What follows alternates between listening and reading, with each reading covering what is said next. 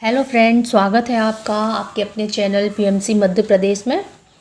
और आज कुछ ऐसा एक्सपीरियंस लेकर आई हूँ जो एक बच्चे का है और किस तरह से उसका कर्मा दिखाया गया, कैसे चीज़ें सामने आई और उसकी प्रॉब्लम सॉल्व हुई। तो चलिए स्टार्ट करते हैं। तो ये जो रियल एक्सपीरियंस है ये 11 साल के बच्चे का है। तो उसको कुछ ऐसे प्रॉब्लम्स चल रहे थे, बॉडी हेल्थ को लेके कुछ प्रॉब्लम ऐसे चल रहे थे कि जो उसकी माँ थी तो बहुत कंसर्न थी इस चीज़ को लेके कि ये क्या प्रॉब्लम है, ये कैसे सॉल्व होगी। तो जो बच्चे की माँ है वो भी एक ध्यानी है, तो उनको पता था कि क्या करना है, चीज़ें किस तरह से करनी है। तो उन्होंने क्या किया, अपने बच्चे को ध्यान करवाना स्टार्ट किया। और कौन सा ध्यान करवाना स्टार्ट किया, उन्होंने कहा ये छोटा है तो ज़्यादा देर तो बैठ नहीं पाएगा, तो इसको क्या करते हैं, कर्म क्षमा ध्यान करवाते हैं। तो इससे इसकी प्रॉब्लम भी जाएगी और आगे इसकी जो आत्मा है उसकी उन्नति भी होगी। तो बच्चे ने कर्म क्षमा ध्यान करना स्टार्ट किया।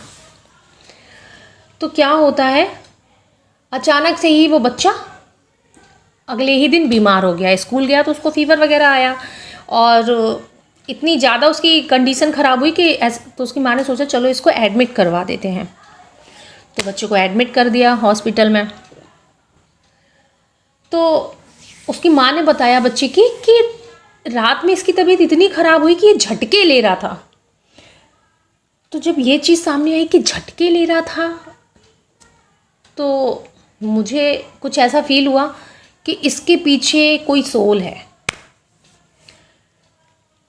तो जब मैसेज लिया गया कि बताया जाए कि क्या है, क्यों ये बच्चा बीमार हुआ, इस तरह से क्यों झटके ले रहा है और प्रॉब्लम का सॉल्यूशन दिया जाए, तो देखिए क्या चीज़ सामने आती है, एक सोल सामने आती है, वो भी एक बच्चे की।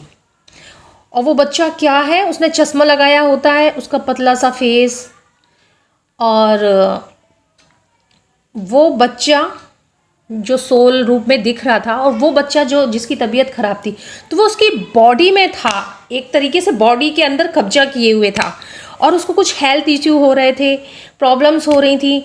तो जब उस बच्चे से पूछा कि क्यों भाई, क्या बात है, क्यों इसको परेशान कर रहे हो, अपना प्रॉब्लम बताओ, अगर हम कुछ कर सकते हैं आपके लिए तो वो चीज़ बताओ।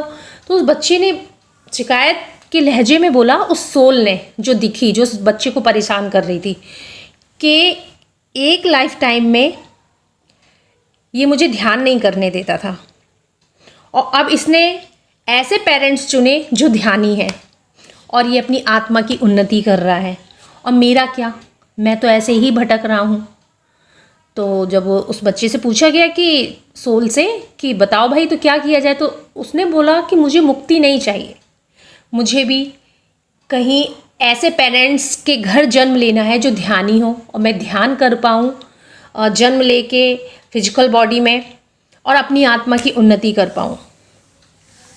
तो जब देखिए ये बात हनुमान जी तक पहुंचाई गई, उनसे प्रार्थना की गई कि इस बच्चे का कुछ कीजिए, तो फिर डिसाइड हुआ कि हाँ ठीक है, इस बच्चे को भी ऐसे पेरेंट्स के यहाँ भेजा जाएगा जो ज्ञानी ध्यानी है और ये भी ध्यान कर पाएगा और अपनी आत्मा की उन्नति कर पाएगा।